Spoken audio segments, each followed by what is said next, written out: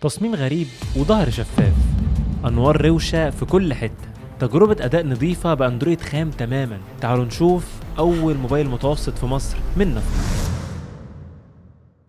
ازيكم وعاملين ايه؟ بقالي اسبوع بجرب الناثينج فون 3A، فعرفت تقريبا كل تفصيلة فيه، سواء مميزات او عيوب ممكن تضايقك لو فكرت تجيب الجهاز ده، وطبعا هنتكلم عن السعر.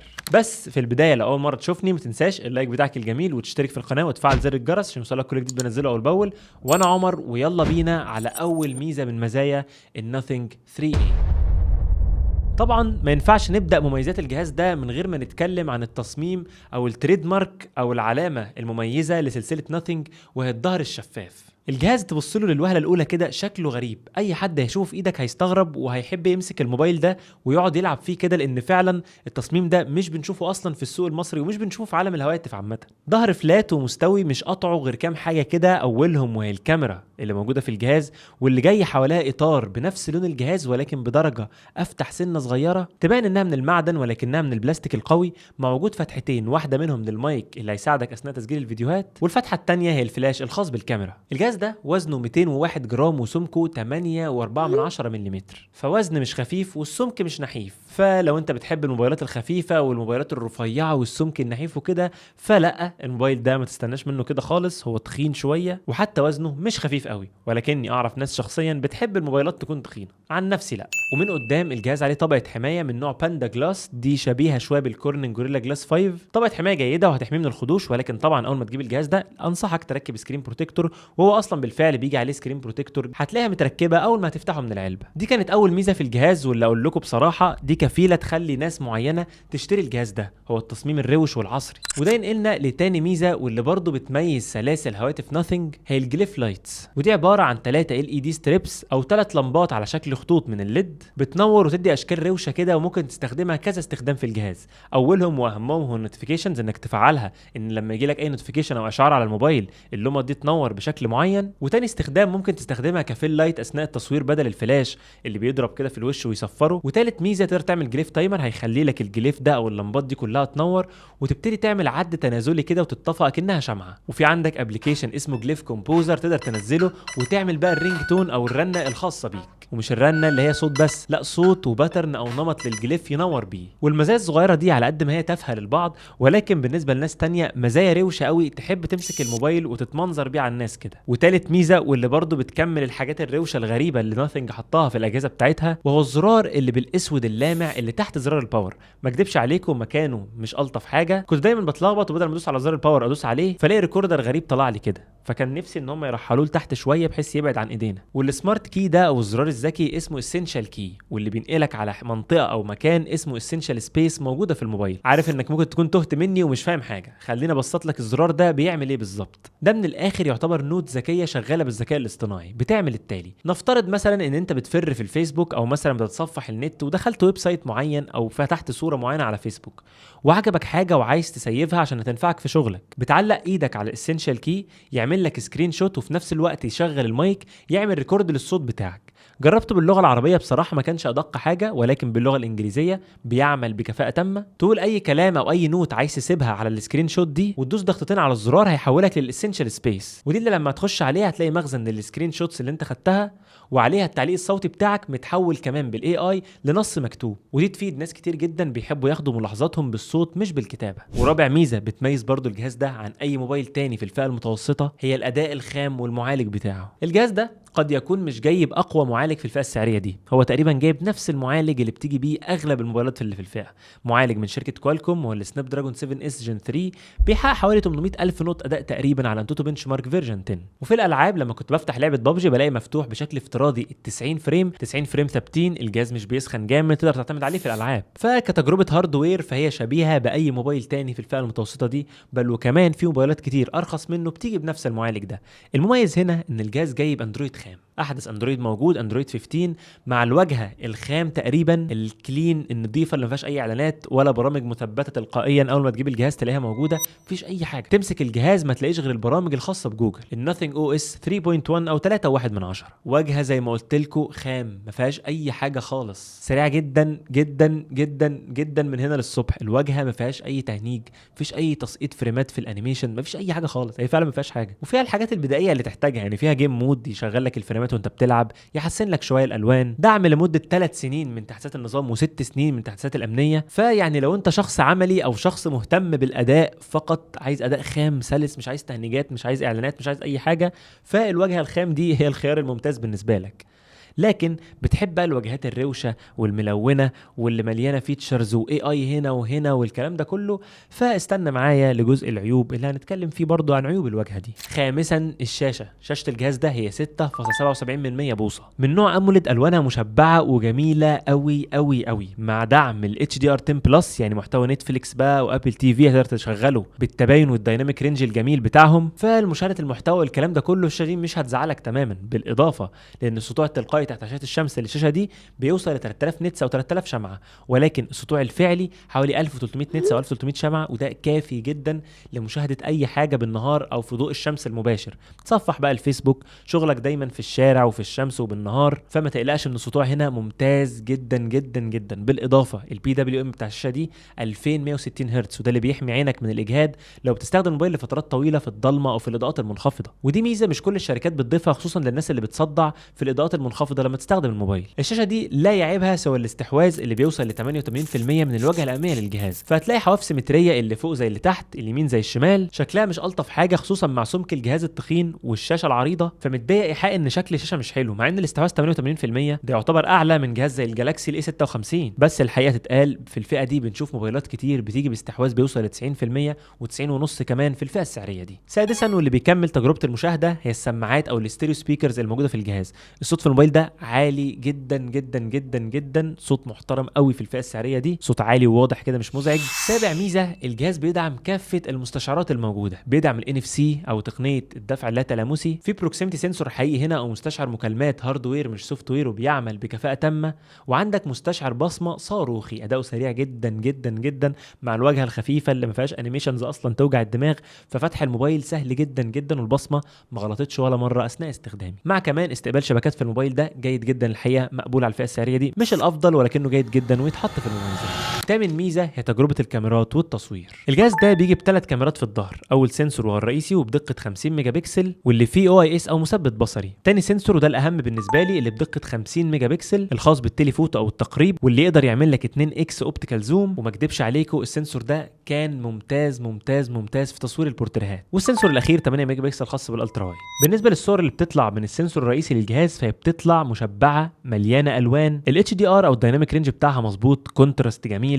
بصراحه تجربه السنسور الرئيسي مش هقول لك مبهره وافضل كاميرا في الفئه السعريه دي، ولكنها بصراحه جيده جدا جدا جدا في الفئه دي. الكونتراست بتاعها زي ما قلت لكم مظبوط، الدايناميك رينج جميل قوي وتقريبا ما بيغلطش، مع تفاصيل جيده في الموبايل ده، ولكن التفاصيل محتاجه تزيد شويه، لان في صور كتير صورتها كنت حاسس ان كنت باخد من موبايلات تانية في نفس الفئه السعريه دي تفاصيل اكتر من السنسور الرئيسي. ولكن بالنسبه لي بقى المبهر والجميل واللي ممكن اقعد اشيد بيه من هنا للصبح هو السنسور التليفوتو اللي موجود في الجهاز. تجربته رائعه خصوصا في ابعاد الوش اللي بيطلع جميل جدا، لان زي ما قلت لكم البعد البؤري بتاعها 50 ملم، بتطلع صور جميله سواء بالليل او بالنهار، خصوصا بالليل البورتريهات بتطلع ممتازه بعد المعالجه. لا يعيب التصوير بالسنسور ده غير ان التجربه مش دايما ثابته، اوقات كنت باخد صور مبهره وجميله جدا جدا جدا وتعجبني وتعجب اي حد يتفرج على الصور، واوقات تانية بحس ان انا لا محتاجه القط الصوره تاني لان الكونتراست زاد شويه او الشادوز قفلت كده ومحتاجه تتفتح شويه، وبالشادوز هنا اقصد الاماكن الغامقه في الصوره زي الدقن مثلا. لكن كتجربه بورتريه او صور 2 اكس بشكل عام كانت جميله. اما السنسور الاخير واللي بدقه 8 ميجا بكسل والخاص بالالترا وايد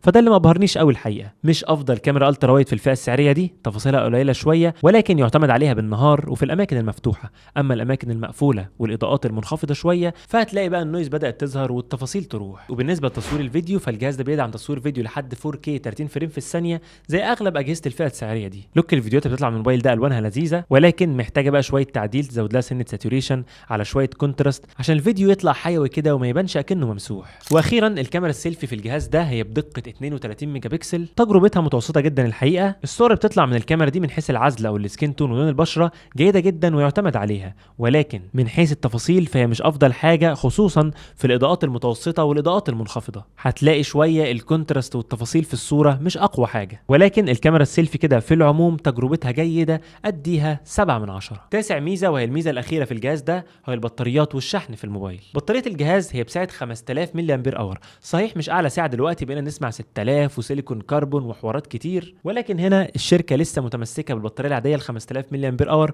وبتراهن على الاوبتمايزيشن بتاع السوفت وير بتاعها انه خام ومش بيستهلك طاقه. والحقيقه تجربتي مع الموبايل ده من حيث البطاريه كانت ممتازه. الجهاز ده اثناء فتره استخدامي كنت بشحنه، ما اكدبش عليكم ما كنتش بستخدمه بشكل مكثف، ولكن كنت بشحن الجهاز ده كل يومين او كل 3 ايام، مع ان استخدامي عليه كان متوسط ودايما حاطط فيه خط وبعمل منه شويه مكالمات، فاتح منه داتا بنزل بيه الشارع، بصور بيه كل يوم عشان اجرب الكاميرات. فاستهلاك بطاريه ممتاز مع دعم لقدره شحن بتوصل ل 50 واط، شحن سريع يشحن لك الجهاز من 0 ل 50% في 20 دقيقه، ومن 0 ل 100% في حوالي 56 دقيقه تقريبا. فتجربه بطاريات وشحن انا شايفها متوازنه وجميله جدا جدا جدا في الفئه السعريه دي. ولكن كده انا غطيت معاك كل حاجه بتميز الموبايل ده وبتخليه فعلا منافس ويتفوق كمان على بعض المنافسين في نقط معينه زي الكاميرا التليفوتو والاداء الخام السلس السريع والمستشعرات الاعتماديه والشاشه الجميله والكلام ده كله. بس العيوب بقى اللي ما ينفعش تغفل عنها لو هتشتري الموبايل ده هي كالتالي. اولا وهو العيب اللي اتكلمنا عنه من شويه، هو الاستحواذ بتاع الشاشه اللي بيوصل ل 88%، فحواف الشاشه اتمنى تصغر شويه. تاني عيب واللي زي ما قلت لكم هو ميزه من شويه، هو السوفت وير الخام.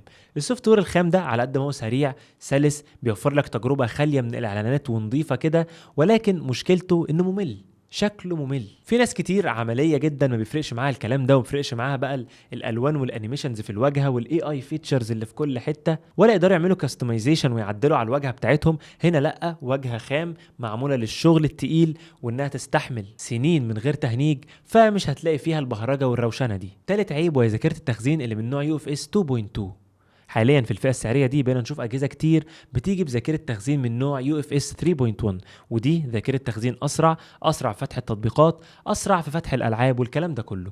ولكن برضو الشركه هنا بتراهن على الاوبتمايزيشن بتاع السوفت وير بتاعها، واللي بصراحه ما حسيتش في التجربه الفعليه بفرق كبير في فتح التطبيقات بينه وبين اي جهاز تاني. يعني العيب ده ممكن نقول عليه عيب على الورق، وصعب قوي ناس كتير تحس بيه، لانه فعليا مع السوفت وير الخفيف مش مؤثر في سرعه الجهاز. رابع عيب، البوكس فاضي والشاحن مش هيجيلك هديه مع الموبايل، فهتضطر تشتري الشاحن ال 50 واط بشكل منفصل، وما عندكش حتى جراب موجود في العلبه هتضطر تدور عليه. العيب الخامس هو ان الجهاز ما بيدعمش الاي سيم او الشريحه الالكترونيه اللي بقت متوفره رسميا في مصر، فلو بتسافر كتير وبتعتمد على الشريحه الالكترونيه فالميزه دي مش موجوده هنا. سادس واخر عيب هو معيار الحمايه هنا من نوع IP64، واللي بيخلي الموبايل مقاوم بس لرذاذ الماء الخفيف ومقاوم للاتربه. فالحقيقه للناس اللي بتدور على معيار عالي لمقاومه الميه مش هتلاقي الكلام ده هنا. بكده اكون غطيت معاك مميزات وعيوب الناثينج فون 3A. تعالوا بقى دلوقتي نتكلم على الموبايل ده من حيث السعر، وهل انا ارشح لك الموبايل ده ولا لا.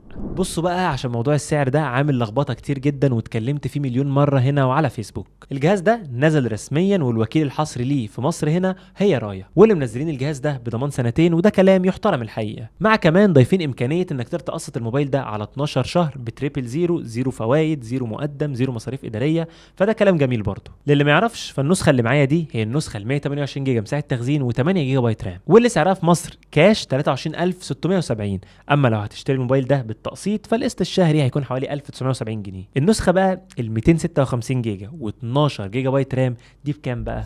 30666. يعني في فرق حوالي 7000 جنيه بين الجهازين، والاتنين بيجي معاهم البادز برو هديه وهي سماعه بقيمه 2000 جنيه. تقول لي يا عم عمر انت قلت لنا السعر غالي، هقول لك تعالى كده معايا واحده واحده اقول لك ايه اللي في السلسله دي سعره غالي فعلا وايه اللي سعره رخيص او مش رخيص لكن منطقي. مبدئيا النسخه اللي معايا دي زي ما قلت لكم هي ال 128 الصغيره، دي سعرها زي ما انت شايف كده على لون الامارات 1130 درهم. دي لو حبيت اشتريها وادفع بالفيزا بدفع رسوم تدبير عمله حوالي 5%، فسعره بيقف عليا ب 1190 درهم. 1190 دول بسعر البنك النهارده 16000 جنيه، صح؟ صح، دي اظن مفيش اختلاف عليها. الجهاز ده الضريبه بتاعته في مصر بالظبط 7100 جنيه، وادخلوا جروب المستخدمين ودوروا بنفسكم. ف 16000 زائد 7100 يعملوا كام؟